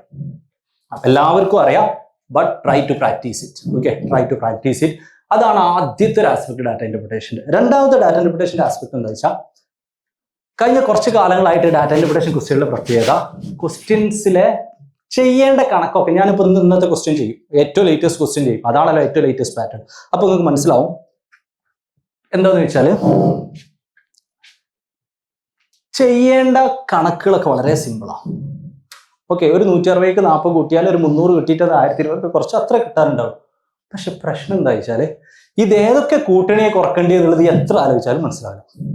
അവർ മാഷ് ബോർഡിലിട്ട് എഴുതി തരേണ്ടി വരും, എഴുതി തന്നെ ഇനി ഞാൻ കൂട്ടിക്കോളാം, ഇനി ഞാൻ കുറച്ചോളാം. പക്ഷെ പരീക്ഷകളിൽ പോകുമ്പോൾ ഇതിൽ ഏതൊക്കെ കൂട്ടേണ്ടത് ഏതൊക്കെ കുറക്കേണ്ടത് എന്നുള്ളത് മനസ്സിലാവില്ല. Questions are becoming more and more complicated. മുമ്പ് ക്വസ്റ്റ്യൻസ് സിമ്പിൾ ആയിരുന്നു, കാൽക്കുലേഷൻ ആയിരുന്നു ഭയങ്കര കോംപ്ലിക്കേറ്റഡ്. ഇപ്പം ക്വസ്റ്റ്യൻസ്, ഇപ്പൊ ഏറ്റവും ലേറ്റസ്റ്റ് ക്വസ്റ്റ്യൻ ഞാൻ ഇപ്പോൾ ഡിസ്കസ് ചെയ്യും, ആ സമയത്ത് നിങ്ങൾക്ക് അത് ക്ലിയർ ആവും. Questions are too tough and the calculation is too easy. Okay, calculation എന്ന് പറയുന്നത് വളരെ വളരെ ഈസിയാണ്. അപ്പൊ അത് നിങ്ങൾ എന്ത് ചെയ്യണമെന്ന് ചോദിച്ചാൽ, പരമാവധി നിങ്ങൾ ക്വസ്റ്റ്യൻസ് പ്രാക്ടീസ് ചെയ്യുക എന്നുള്ളതാണ് ഡാറ്റ ഇന്റർപ്രിട്ടേഷന്റെ ഒരു പ്രത്യേകത. 100% ഓഫ് ഡാറ്റ ഇന്റർപ്രിട്ടേഷൻ ക്വസ്റ്റ്യൻ നിങ്ങൾക്ക് PYQ വെച്ചിട്ട് ക്രാക്ക് ചെയ്യാൻ പറ്റും. പേപ്പർ 1 ഞാൻ എല്ലാ ടോപ്പിക്കും ക്ലാസ് എടുക്കാറുണ്ട്. ഓക്കെ, ഒരു ടോപ്പിക്കും നിങ്ങൾ PYQ മാത്രം വെച്ചിട്ട് 100% നിങ്ങൾക്ക് ശരിയാവുമെന്ന് ഞാൻ പറയില്ല, എക്സെപ്റ്റ് ഡാറ്റ ഇന്റർപ്രിട്ടേഷൻ. PYQ മാത്രം പഠിച്ചാൽ മതി. ഇപ്രാവശ്യം ചോദിച്ച 16 ക്വസ്റ്റ്യനും ഞാൻ ചെയ്തിട്ടുണ്ട്, എയ്ഫറേറ്റ്സിന് വേണ്ടിയിട്ടൊക്കെ ചെയ്തിട്ടുണ്ട്. 16 ക്വസ്റ്റ്യൻ റിപ്പീറ്റഡ് ക്വസ്റ്റ്യൻ ആണ്. 16 ക്വസ്റ്റ്യൻ റിപ്പീറ്റഡ് ക്വസ്റ്റ്യൻ ആണ്. Repeated question means repeated pattern of question ആണ്. ഞാനും മുമ്പ് കുറെ PYQ ചെയ്തിട്ടുണ്ടായിരുന്നല്ലോ, എനിക്കെന്താ റിപ്പീറ്റഡ് ഒന്നും കിട്ടാത്തതെന്ന് ചോദിച്ചാൽ, നിങ്ങൾ ചെയ്ത PYQന്റെ എണ്ണം 5 or 10 ആണ്, ഞാൻ ചെയ്ത PYQന്റെ എണ്ണം 350 ആണ്. മനസ്സിലായോ? ഓക്കെ, കുറെ പ്രാക്ടീസ് ചെയ്യുമ്പോൾ ഇത് റിപ്പീറ്റഡ് കിട്ടുള്ളൂ കേട്ടോ. അല്ലാതെ കഴിഞ്ഞ കൊല്ലത്തെ മാത്രം ചെയ്തിട്ട് ക്വസ്റ്റ്യൻസ് ഒക്കെ റിപ്പീറ്റഡ് ആണെന്ന് കരുതരുത്. ഇപ്രാവശ്യത്തെ കംപ്ലീറ്റ് ക്വസ്റ്റ്യൻസ് റിപ്പീറ്റഡ് പാറ്റേൺ ആണ്. അപ്പോ PYQ മാത്രം പഠിച്ചാൽ നിങ്ങൾക്ക് ഡാറ്റ ഇന്റർപ്രിട്ടേഷൻ കിട്ടും. ഡാറ്റ ഇന്റർപ്രിട്ടേഷന്റെ പ്രത്യേകത എന്താ വെച്ചാൽ, കോൺസെപ്റ്റ് ക്ലിയർ ആയി നിങ്ങൾക്ക് 5 ക്വസ്റ്റ്യൻ ആണ്. 5 ക്വസ്റ്റ്യൻ എന്ന് പറഞ്ഞാൽ 10 മാർക്കാണ്. 10 മാർക്ക് എന്ന് പറഞ്ഞാൽ 3.33% മാർക്കാണ്. അതിന്റെ ഇമ്പോർട്ടൻസ് ഇപ്രാവശ്യം എക്സാമിന്റെ റിസൾട്ട് വരുമ്പോൾ നിങ്ങൾക്ക് JRF കിട്ടിയിട്ടില്ലെങ്കിൽ മനസ്സിലാവും. കിട്ടുമ്പോൾ പിന്നെ അതിന്റെ വിഷയമല്ലല്ലോ. കിട്ടിക്കഴിഞ്ഞതിന്റെ ശേഷം പിന്നെ നമ്മൾ എയില മാർക്ക് കിട്ടിയൊന്നും ആലോചിക്കില്ല അല്ലേ, എയില മാർക്ക് കിട്ടി, എയില മിസ്സായി, ഒന്നും ആലോചിക്കില്ല. JRF കിട്ടി കേട്ടോ, ഓക്കെ, ഒന്നും ആലോചിക്കില്ല. ഓക്കെ, കിട്ടിയില്ലെങ്കിൽ നമ്മളത് ആലോചിക്കും. അപ്പൊ നിങ്ങൾക്ക് മനസ്സിലാവും 3.3% കുറവിലെ നിങ്ങൾ ആരെങ്കിലും സീരീസ് പ്രിപ്പയർ ക്വാളിഫൈ ചെയ്തിട്ടുണ്ടാവും. അവിടെയാണ് ഡാറ്റ ഇന്റർപ്രിട്ടേഷന്റെ ഇമ്പോർട്ടൻസ് എന്ന് പറയുന്നത്. ഓക്കെ, അപ്പൊ അതുകൊണ്ട് PYQ ചെയ്യുക, പരമാവധി ക്വസ്റ്റ്യൻസ് ചെയ്യുക. ഡാറ്റ ഇന്റർപ്രിട്ടേഷൻ പരമാവധി PYQ ക്വസ്റ്റ്യൻസ് നിങ്ങൾ ചെയ്യുക. എല്ലാം റിപ്പീറ്റഡ് ആണ്, എല്ലാം റിപ്പീറ്റഡ് പാറ്റേൺ ആണ്. വരുന്ന വർഷങ്ങളും അത് റിപ്പീറ്റഡ് ആയിട്ട് പാറ്റേൺ തന്നെ ചോദിക്കുകയുള്ളൂ. കാരണം കഴിഞ്ഞ 10ലധികം കൊല്ലങ്ങളായിട്ട് 300ലധികം പരീക്ഷകളായിട്ട് റിപ്പീറ്റഡ് പാറ്റേൺ ഓഫ് ക്വസ്റ്റ്യൻസ് തന്നെയാണ് ചോദിക്കുന്നത് എന്നുള്ളതാണ്. ഓക്കെ, അപ്പോൾ ബേസിക്കലി ഞാൻ ജസ്റ്റ് ഒന്ന് അതിന്റെ കുറച്ച് കോൺസെപ്റ്റുകൾ ഒന്ന് പറയാം. ഓക്കെ, അത് പറഞ്ഞു കഴിഞ്ഞിട്ട് ഐ വിൽ ബി ക്വസ്റ്റ്യനിലേക്ക് പോകാം കേട്ടോ. ഡാറ്റ ഇന്റർപ്രിട്ടേഷൻ മനസ്സിലാക്കേണ്ടത് ഇതൊക്കെ അറിയുന്ന കാര്യമാണ്, പെട്ടെന്ന് സ്പീഡിൽ പറയാണ്, അറിയാത്തത് ഉണ്ടെങ്കിൽ മാത്രം ഒന്ന് പറയാം. ഒരുപാട് കോൺസെപ്റ്റുകൾ ചോദിക്കാറുണ്ട്. Okay, growth and growth rate. Growth rate data ഇന്റർപ്രിട്ടേഷനിൽ ഏറ്റവും കൂടുതൽ ചോദിക്കുന്ന കോൺസെപ്റ്റ് ആണ് ഗ്രോത്ത് റേറ്റ് എന്ന് പറയുന്നത്. ഗ്രോത്ത് റേറ്റ് എന്ന് പറഞ്ഞാൽ വളർച്ചാ നിരക്ക്. അതിനൊറ്റ ഇക്വേഷനേ ഉള്ളൂ, value in the present year minus value in past year by value in past year into 100. Question ചെയ്യുന്ന സമയത്ത് ഞാൻ ഇക്വേഷൻ വേണമെങ്കിൽ ഒന്ന് എഴുതാം. ഓക്കെ, ഇതാണ് ഗ്രോത്ത് റേറ്റ് എന്ന് പറയുന്നത്. പെർസെൻറ്റേജ് എന്ന് പറഞ്ഞാൽ നിങ്ങൾക്ക് അറിയാം, ആവറേജ് എന്ന് പറഞ്ഞാൽ നിങ്ങൾക്ക് അറിയാം. Average is equal to total value by number of observation എന്നുള്ളതാണ്. ഫ്രീക്വൻസി എന്ന് പറഞ്ഞാൽ ഓക്കെ, ഫ്രീക്വൻസി എന്ന് പറഞ്ഞാൽ we have number of time something repeats. Frequency of boys എന്ന് പറഞ്ഞാൽ ആ ക്ലാസ്സിലുള്ള ബോയ്സിന്റെ എണ്ണം എത്രയാണ് എന്നുള്ളതാണ്. ഓക്കെ, ഫ്രീക്വൻസി ഓഫ് ഗേൾസ് എന്ന് പറഞ്ഞാൽ ആ ക്ലാസ്സിലുള്ള ഗേൾസിന്റെ എണ്ണം എത്രയാണ് എന്നുള്ളതാണ് important aspect. Then we have proportion. Proportion എന്ന് പറഞ്ഞാൽ ജസ്റ്റ് ഒന്ന് പറഞ്ഞു പോകുന്നേ ഉള്ളൂ, കാരണം ഡാറ്റ ഇന്റർപ്രിട്ടേഷൻ പറഞ്ഞു പോകാനുള്ള സാധനമല്ല, ചെയ്തു പോകാനുള്ള സാധനമാണ്. അപ്പോൾ പെട്ടെന്ന് ചെയ്യുന്നതിലേക്ക് എത്താൻ വേണ്ടിയിട്ടാണ് പെട്ടെന്ന് പറഞ്ഞു പോകുന്നത്. പ്രപ്പോർഷൻ എന്ന് പറഞ്ഞാൽ റേഷ്യോ പ്രപ്പോർഷൻ എന്നുള്ള മാത്സിലെ ടോപ്പിക് ഉണ്ട്. But basically here proportion means ഒരു നമ്പറിനെ നമ്മൾ 1 കമ്പയർ ചെയ്യുമ്പോഴാണ് നോർമലി പ്രപ്പോർഷൻ എന്ന് പറയാം. ഇപ്പോൾ 65% നമ്മൾ പ്രപ്പോർഷനിൽ 0.65 എന്നാണ് പറയാം. 65% പെർസെൻറ്റേജ് എന്ന് പറയുമ്പോൾ 100-ലാണ്, 100-ൽ 65 ആണ്. പക്ഷേ when it comes to proportion we have 0.65 എന്നുള്ളതാണ്. ആവറേജ് വളർച്ചാ നിരക്ക് എത്ര കൊല്ലം ഉണ്ട് അതുകൊണ്ട് ഡിവൈഡ് ചെയ്യുക. Availability per person or per capita എന്ന് പറഞ്ഞാൽ ഒന്നുമില്ല, ഇന്ത്യയിലെ ആളോഹരി വരുമാനം എന്നൊക്കെ പറയുന്ന പോലെ ഒരു രാജ്യത്തിന് എത്ര ഉണ്ട് അതിനെ നമ്മൾ പോപ്പുലേഷൻ വെച്ചിട്ട് ഡിവൈഡ് ചെയ്യുന്നതാണ് negative growth future growth conversion aspect. ഇനി ആദ്യം ഞാനൊരു 4-5 ടൈപ്പ് ഓഫ് ക്വസ്റ്റ്യൻസ് പറയാം. ഓക്കെ, 4-5 ടൈപ്പ് ഓഫ് ക്വസ്റ്റ്യൻസ് പറയാം. എന്നിട്ട് ഏറ്റവും ലേറ്റസ്റ്റ് കുറച്ച് ക്വസ്റ്റ്യൻസ്, പറ്റാവുന്നത്ര ക്വസ്റ്റ്യൻസ് നമുക്ക് ചെയ്യാം. അതാണ് നമ്മളെ ഡേറ്റ ഇന്റർപ്രിട്ടേഷന്റെ പ്രിപ്പറേഷൻ സ്ട്രാറ്റജി എന്ന് പറയുന്നത്. ഓക്കെ, ഡേറ്റ ഇന്റർപ്രിട്ടേഷൻ നിങ്ങളുടെ പ്രിപ്പറേഷൻ സ്ട്രാറ്റജി ലോങ് ടേം ആയിട്ട് എന്താണ്, ഓക്കെ, ലോങ് ടൈം ആയിട്ട് എന്താണ് ഉണ്ടാവേണ്ടത് എന്ന് ചോദിച്ചാൽ ഓക്കെ ഇത്രയേ ഉള്ളൂ. PYQ പറ്റാവുന്നത്ര PYQ ചെയ്യുക. എത്ര PYQ ചെയ്യുക എന്ന് നിങ്ങൾക്ക് സംശയമില്ലല്ലോ. 5 PYQ ചെയ്യുന്ന കുട്ടികളെ തോൽപ്പിക്കാൻ 6 PYQ ചെയ്യുന്ന കുട്ടിയാവുക. 6 PYQ ചോദിക്കുന്ന കുട്ടിയെ തോൽപ്പിക്കാൻ 10 PYQ ചെയ്ത കുട്ടിയാവുക. 10 PYQ ചെയ്ത കുട്ടികളെ തോൽപ്പിക്കാൻ 15 PYQ ചെയ്ത കുട്ടിയാവുക. ഇന്ത്യയിൽ ഏറ്റവും കൂടുതൽ PYQ ചെയ്ത 1% ഒരു കുട്ടി നിങ്ങളാവുന്നു എന്ന് ഉറപ്പ് വരുമ്പോൾ PYQ ചെയ്ത് നിർത്തുക. ഗ്ലാസ് വെള്ളം കുടിക്കുക, കിടന്നുറങ്ങുക കേട്ടോ. അപ്പോഴേ ഉറങ്ങാവൂ. ഓക്കെ, അപ്പോഴേ റെസ്റ്റ് എടുക്കാവൂ. അതുവരെ ചെയ്തുകൊണ്ടേയിരിക്കുക. ഓക്കെ, ചെയ്തുകൊണ്ടേയിരിക്കുക എന്നുള്ളതാണ് അതിൻ്റെ ഒരു ആസ്പെക്ട് എന്ന് ഓക്കെ പറയുന്നു. പിന്നെ ഇനി നമ്മൾ കാര്യമായിട്ട് ഇന്ന് മാത്സ് ആണ് ഡിസ്കസ് ചെയ്യുന്നത്. സമയം ഉണ്ടെങ്കിൽ മറ്റതിലേക്ക് പോവാം. ഇപ്പൊ ബേസിക്കലി ഇത് ഞാൻ നേരത്തെ പറഞ്ഞ പോലെ നമ്മളെ പല ശീലങ്ങളും മാറ്റേണ്ടതുണ്ട്. അതിന് പറ്റിയ ഒരു അവസരമാണല്ലോ. എന്ത്? 1 ഉച്ചയ്ക്ക് ശേഷം, 2 ഞാൻ മനസ്സിലാക്കുന്ന ബിരിയാണിയാണ് കഴിച്ചിട്ടുള്ളത്, 3 ഉറക്കം വരാൻ നല്ല സാധ്യതയുള്ള സമയമാണ്, 4 പഠിക്കുന്ന മാത്സും. അല്ലെ, ഡെഡ്ലി കോമ്പിനേഷനിലാണ് നമ്മളുള്ളത്. അല്ലെ, ഡെഡ്ലി കോമ്പിനേഷനാണ് നമ്മളുള്ളത്. അത് തന്നെ നമുക്ക് എക്സ്ട്രാ അടിച്ച് തരുന്നു. എന്ത്? ഇന്ത്യയിൽ ഒരു കുട്ടിയും നട്ടുച്ചയ്ക്ക് നല്ല ഭക്ഷണം കഴിച്ച് ഉറക്കം വരുന്ന സമയത്ത് മാത്സ് പഠിക്കൂല. അപ്പൊ ഇന്ത്യയിൽ പ്രത്യേകിച്ച് 6 മാത്സ് പഠിക്കാത്ത സമയത്ത് മാത്സ് പഠിക്കുന്ന, ഡാറ്റ പഠിക്കുന്ന അടിപൊളി കുട്ടികളാണ് നമ്മൾ. നമുക്ക് കണ്ടിന്യൂ ചെയ്ത JRF കിട്ടാനുള്ള സാധ്യത വളരെ വളരെ കൂടുതലാണ്. അത് മനസ്സിലാക്കുക.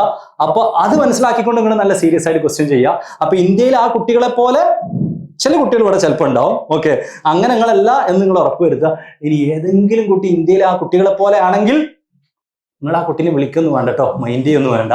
ഒക്കെ നമ്മൾ കോമ്പറ്റീറ്ററാ, ആ കുട്ടീൻ്റെ ആ കപ്പാസിറ്റിയിൽ വരുന്നതാണ്, നമ്മളായാൽ മതി കേട്ടോ, മൈൻഡ് ചെയ്യുന്ന വേണ്ട. ഓക്കെ, ക്ഷീണം ഉണ്ടെങ്കിൽ ഉറങ്ങിക്കോളി. ഉച്ചൻ്റെ ശേഷമല്ലേ അല്ലേ, നല്ല ക്ഷീണം ഉണ്ടാവും, എല്ലാവർക്കും ഉണ്ടാവും. നിങ്ങൾ കുറേ ദൂരത്തുനിന്ന് വന്നല്ലേ, ആണെങ്കിൽ സാറോണ്ട് ചോദിച്ചോളൂ, പോയ ഒരു പ്രശ്നമില്ല, പറഞ്ഞയച്ചോളി, ഒരു പ്രശ്നമില്ല. നിങ്ങൾ സീരിയസ് ആയി പഠിക്കുക കേട്ടോ, നിങ്ങൾ സീരിയസ് ആയിട്ട് പഠിക്കുക. So that's it, coming to the data interpretation aspect. So we have ആദ്യം ഈസി ആയിട്ടുള്ള കുറച്ച് ടൈപ്പ് ഓഫ് ക്വസ്റ്റ്യൻസ് പെട്ടെന്ന് പറയാം, പെട്ടെന്ന് ജസ്റ്റ് ഒന്ന് ചെയ്യാം. അതിനുശേഷം ഏറ്റവും ലേറ്റസ്റ്റ് ക്വസ്റ്റ്യൻസ് ചെയ്യുക എന്നുള്ളതാണ് ഉദ്ദേശിക്കുന്നത്.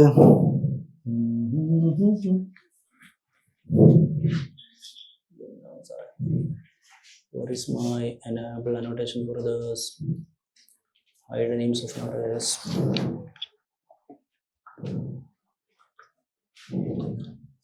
Yeah, so we have the first question ആണ് ഗ്രോത്ത് റേറ്റ് കാണുക എന്നുള്ളത്. ഏറ്റവും സിമ്പിൾ ആയിട്ടുള്ള ക്വസ്റ്റ്യൻ ആണ്. അതുകൊണ്ട് ഞാൻ പെട്ടെന്ന് ചെയ്യും. ഓക്കെ, ഗ്രോത്ത് റേറ്റ് കാണാൻ എന്നുള്ള equation. What is A percentage growth of CO2 emission from power sector? ആദ്യം നിങ്ങൾ മനസ്സിലാക്കേണ്ട ഒരു സാധനം എന്താ വെച്ചാൽ, ചോദ്യം വളരെ സിമ്പിൾ ആയിട്ട് മനസ്സിലാക്കാം. അപ്പൊ ചിലപ്പോൾ മനസ്സിലാക്കാൻ കുറച്ച് ബുദ്ധിമുട്ടായിരിക്കും. ബുദ്ധിമുട്ടുണ്ടെങ്കിൽ വീണ്ടും ക്വസ്റ്റ്യൻസ് വായിക്കാം. കഴിഞ്ഞ പ്രാവശ്യത്തെ ക്വസ്റ്റ്യൻസ് നിങ്ങൾ കുറെ നിങ്ങൾ വായിച്ചാൽ, ഓക്കെ, കഴിഞ്ഞ പ്രാവശ്യത്തെ ക്വസ്റ്റ്യൻസ് നിങ്ങൾ കുറെ വായിച്ചാൽ തന്നെ ബേസിക്കലി എന്ത് സംഭവിക്കും എന്ന് ചോദിച്ചാൽ നിങ്ങൾക്ക് ക്വസ്റ്റ്യൻ മനസ്സിലാവും. ഇതൊക്കെ നൂറുകണക്കിന് തവണ റിപ്പീറ്റ് ചെയ്ത ചോദ്യമാണ് കേട്ടോ. നൂറുകണക്കിന് തവണ, I mean the pattern, the question എന്നുള്ളത് ഇവിടെ തന്നിട്ടുള്ളത് എത്രയാണ്? ഞാനൊരു ബേസിക് ആസ്പെക്റ്റിലേക്ക് പറയാം. ഡിഫറെന്റ് വർഷങ്ങൾ തന്നിട്ടുണ്ട്. 5, 6, 7, 8, 9, 2000. ഡിഫറെന്റ് CO2 എമിഷൻ പ്രൊഡ്യൂസ് ചെയ്യുന്ന ഡിഫറെന്റ് സാധനങ്ങൾ, ഏരിയാസ് തന്നിട്ടുണ്ട്. Power sector, industry sector, commercial sector, agriculture sector, domestic sector. ഇതിൽ പവറിന് 2005 500 യൂണിറ്റ് ആണ്. അതൊന്നും അത്രയ്ക്കാണ്. 500 CO2 ആണ്, 600 CO2 ആണ്, 650, 700, 700 ആണ്. ഇൻഡസ്ട്രിയിൽ ഇങ്ങനെയാണ്, കൊമേഴ്ഷ്യൽ ഇങ്ങനെയാണ്, അഗ്രികൾച്ചർ ഇങ്ങനെയാണ്, ഡൊമസ്റ്റിക് ഇങ്ങനെയാണ്. സോ ബേസിക്കലി ആദ്യം നമ്മൾ മനസ്സിലാക്കേണ്ടത് ഇതാണ് ക്വസ്റ്റ്യനിൽ പറയുന്നത് എന്നുള്ളതാണ്. ഓക്കെ, ഇതാണ് ക്വസ്റ്റ്യനിൽ പറയുന്നത് എന്നുള്ളതാണ് ആദ്യം മനസ്സിലാക്കണം. ഇനി ക്വസ്റ്റ്യനിലേക്ക് പോവാം. ക്വസ്റ്റ്യനിൽ ചോദിച്ചിട്ടുള്ളത്, ഓക്കെ, നമ്മളിപ്പോൾ ഡിസ്കസ് ചെയ്യുന്നതൊക്കെ കമ്പാരിറ്റീവ്ലി കുറച്ച് ഈസിയർ ക്വസ്റ്റ്യൻ ആണ് കേട്ടോ. ജസ്റ്റ് ഈസിയർ ആസ്പെക്റ്റിലേക്ക് വരുന്ന ഒരു സംഭവമാണെന്നുള്ളതാണ്. ഇനി നിങ്ങൾക്ക് ഇത് ഈസി അല്ല ടഫായിട്ട് തോന്നുന്നുണ്ടെങ്കിൽ നിങ്ങളെപ്പോലെയുള്ള കുറേ കുട്ടികൾക്ക് ഉണ്ടാവും, ഓൾക്കൊക്കെ ടഫായിരിക്കും. ആ ടഫായ ക്വസ്റ്റ്യൻ പഠിക്കുന്ന ആളുകളാണെങ്കിൽ ആ ക്വസ്റ്റ്യൻ ദൈവം ഉണ്ടാക്കിയത് ബാക്കിയുള്ളവർക്ക് ഇട്ടാക്കാനാണ് കേട്ടോ. Don't worry about that. So what is the percentage of growth of CO2 from power sector during 2005 to 2009? 2005 മുതൽ 2009 വരെയുള്ള സമയത്ത് പവർ സെക്ടറിൽ നിന്ന് CO2 എത്ര ശതമാനമാണ് ഗ്രോ ചെയ്തിട്ടുള്ളത്? ഇതാണ് ചോദ്യം. ഇതാണ് നിങ്ങൾ ഏറ്റവും ബേസിക് ആയിട്ട് നിങ്ങൾ ഇവിടെ മനസ്സിലാക്കേണ്ട ഒരു ആസ്പെക്ട് എന്ന് പറയുന്നത്. അപ്പോൾ നമുക്ക് നോക്കാം. ഞാൻ നേരത്തെ പറഞ്ഞിട്ടുണ്ട് ഗ്രോത്ത് റേറ്റ് കാണാൻ ഒരു ഇക്വേഷൻ ആണുള്ളത്. ഗ്രോത്ത് റേറ്റ് കാണാനുള്ള ഇക്വേഷൻ എന്ന് പറയുന്നത് we have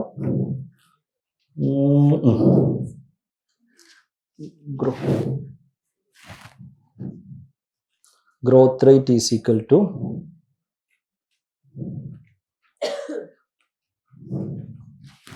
value in present year minus value in past year by value in past year into 100. Okay, value in present year minus value in past year by value in past year into 100 എന്നുള്ളതാണ് basically. Okay, ഇതിൻ്റെ ഒരു aspect എന്ന് പറയുന്നത്, equation എന്ന് പറയുന്നത്.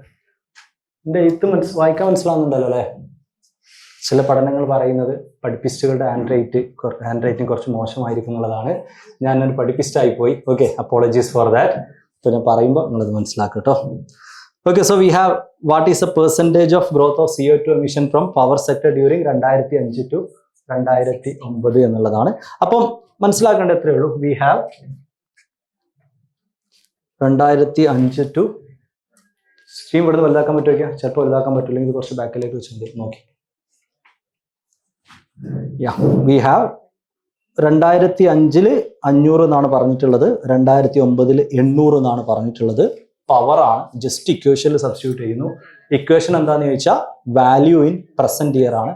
Okay, value in present year എത്രയാണ്? 800 ആണ്.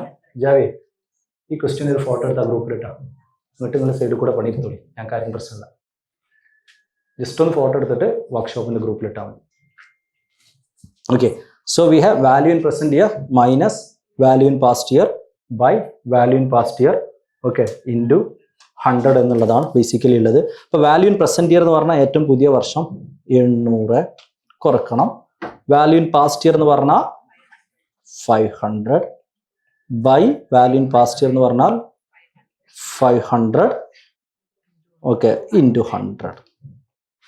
Into 100 എന്ന് പറയുമ്പോൾ വിൽ ബി ഹാവിങ് 60%. കാൽക്കുലേഷനിലേക്ക് കൂടുതൽ ഡീറ്റെയിലേക്ക് ഞാൻ പോകുന്നില്ല. ഓക്കെ, കാൽക്കുലേഷനിലേക്ക് കൂടുതൽ ഡീറ്റെയിലേക്ക് ഞാൻ പോകുന്നില്ല. So will be having 60% S A correct answer. 60% S A correct answer. ആ പ്രൊജക്റ്റ് ബാക്കിലേക്ക് വെക്കേണ്ടി വരും. ആ മേശ എന്തെങ്കിലും ഇവിടെ ഇടാൻ എന്തെങ്കിലും ചെയ്യാൻ പറ്റുമോ നോക്ക്. സ്ക്രീൻ ബാക്കിലേക്ക് വെക്കാണോ മുന്നിലേക്ക് വെച്ചിട്ട് വലുതാക്കണം? ഏതാണ് നിങ്ങൾക്ക് കൂടുതൽ കംഫർട്ടബിൾ? അങ്ങനെ പ്രത്യേകിച്ച് കംഫർട്ടബിൾ ഒന്നുമില്ല. മുന്നോട്ട് വെച്ചിട്ട് പ്രൊജക്ടർ ഒന്ന് റെഡിയാക്കാൻ പറ്റുമോ നോക്കുക. ഒരു മാഷ് വെച്ചിട്ട് എന്തെങ്കിലും, കാരണം ഇനി കുറച്ചധികം കണക്കുകളാകുമ്പോൾ, പക്ഷെ അത് അടിയിൽ വെച്ചാൽ വെച്ചത് പ്രൊജക്ടർ എന്തെങ്കിലും ഹൈറ്റ് വെച്ചാൽ മതിയല്ലോ. യെസ്, സെറ്റാണ്. അത്ര വലുതാക്കണ്ടെന്ന് പറഞ്ഞത്. അതിൽ ചെറുതാക്കാൻ പറ്റും, അതിലെ സെറ്റിങ്സ് ചെറുതാക്കാൻ പറ്റും. Yeah, so I hope the question is clear. Just നമ്മൾ value in present year minus value in past year by value in past year into 100 എന്നുള്ള ഒരു ആസ്പെക്റ്റിലേക്ക് നമ്മൾ ചെയ്യുന്നു. So we have the equation. അങ്ങനെ നമ്മൾ സബ്സ്റ്റിറ്റ്യൂട്ട് ചെയ്യും. ഇതാണ് ഏറ്റവും ബേസിക് ക്വസ്റ്റ്യൻ. ഈ ഗ്രോത്ത് റേറ്റിന്റെ പ്രത്യേകത, ഗ്രോത്ത് റേറ്റിന്റെ പ്രത്യേകത എന്താ വെച്ചാൽ ഏകദേശം ഡേറ്റ ഇന്റർപ്രിട്ടേഷനിലെ 60%-ലധികം ക്വസ്റ്റ്യൻസ് ഈ ഗ്രോത്ത് റേറ്റിന്റെ കോൺസെപ്റ്റിലായിരിക്കും ഉണ്ടാവുക. ഗ്രോത്ത് റേറ്റിന്റെ കോൺസെപ്റ്റിലായിരിക്കും ഉണ്ടാവുക എന്നുള്ളതാണ് മനസ്സിലാക്കേണ്ട ഒരു പ്രധാനപ്പെട്ട ഒരു കാര്യം എന്ന് പറയുന്നത്. So we have 60% as a correct answer for this particular question. Moving to the next question. ഇവിടെ നിന്ന് ചെയ്യാം. Which sector has recorded maximum growth rate എന്നാണ് ചോദ്യം. നേരത്തെ തന്ന അതേ നിങ്ങളെ വർക്ക്ഷോപ്പിന്റെ ഗ്രൂപ്പിൽ പോസ്റ്റ് ഉണ്ട്. ഏത് ഇപ്പൊ സെറ്റ് ആയില്ലേ, ഇപ്പൊ റെഡി അല്ലേ? അല്ലേ? Which sector has recorded maximum growth rate എന്നുള്ളതാണ് ചോദ്യം. Which sector has recorded? ഇവിടെ ചോദ്യം ഏത് സെക്ടർ ആണ് which sector has recorded maximum growth in CO2. Which sector has recorded maximum growth in CO2 during 2005 to 2009. 2005 മുതൽ 2009 വരെയുള്ള വർഷങ്ങളിൽ ഏത് സെക്ടറിലാണ് മാക്സിമം CO2 ഗ്രോത്ത് ഉള്ളത് എന്നുള്ളതാണ് ചോദ്യം. എങ്ങനെ ചെയ്യാം? നേരത്തെ അതേ ഗ്രോത്ത് റേറ്റ് ചെയ്യാം. ക്വസ്റ്റ്യൻ ചെയ്യേണ്ട ആവശ്യമില്ലല്ലോ. ഇങ്ങനെ വളരെ ബേസിക് ആയിട്ടുള്ള ക്വസ്റ്റ്യൻ കുറെ ചെയ്യാതെ ഏറ്റവും ലേറ്റസ്റ്റ് ആയിട്ടുള്ള കുറച്ച് ടഫ് ക്വസ്റ്റ്യൻ ചെയ്യാനല്ലേ നിങ്ങളിൽ താല്പര്യം? അതുകൊണ്ട് ഞാൻ ക്വസ്റ്റ്യൻ ചെയ്യുന്നില്ല കേട്ടോ. കാരണം ഈ ക്വസ്റ്റ്യൻ ചെയ്ത സമയം കളയുന്ന വേറെ കുറെ കുട്ടികളുണ്ടാവും അല്ലേ? ആ സമയത്ത് നമ്മൾ ടഫായിട്ടുള്ള വേറെ ക്വസ്റ്റ്യൻ നമ്മൾ പഠിക്കും. മനസ്സിലാക്കുക. Average percentage of marks obtain by the students in chemistry ചെയ്യേണ്ട ആവശ്യമില്ലല്ലോ. അതായത് കെമിസ്ട്രി ഉണ്ട്, കെമിസ്ട്രിയിൽ കുട്ടികൾക്ക് കിട്ടിയ പെർസെൻറ്റേജ് ഓഫ് മാർക്സ് ഉണ്ട്. ആ മാർക്സിന്റെ ആവറേജ് ആണ് ചോദിച്ചിട്ടുള്ളത്. സോ ഈ ടോട്ടൽ വാല്യൂന്ന് നമ്മൾ ഡയറക്റ്റ് ആയിട്ട് നമ്മൾ പെർസെൻറ്റേജ് കാണുന്നു. ചെയ്യേണ്ട ആവശ്യമില്ലല്ലോ. എന്നാ ചെയ്യ്. This is a question. What is the average percentage of marks obtained by the students in chemistry? Just one ചെയ്യാം. Easy question. Answer ഏതാണെന്നുള്ളത് ജസ്റ്റ് ഒന്ന് പറയാം. It's a comparatively easy question.